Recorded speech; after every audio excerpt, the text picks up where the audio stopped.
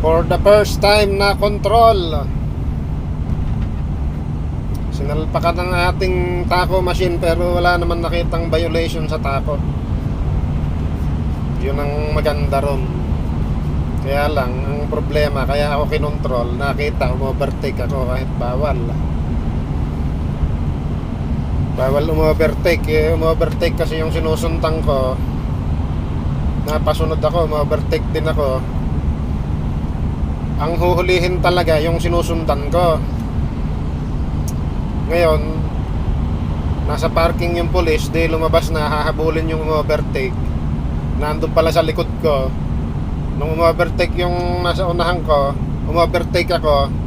Ayun, ako na sinundan, ako hinuli. Pero okay lang din naman, di naman tayo pinagbayad ng police. 90 euro daw yung overtaking. Pero hindi ako pinagbayad.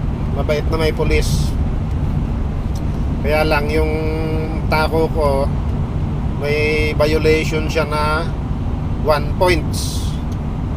Kailangan hindi ka umabot ng 9 points na violation sa loob ng isang taon. Pag umabot ka, hindi ka na pwede mag-drive sa Germany. Yun lang mga idol, ingat-ingat tayo sa mga biyahe.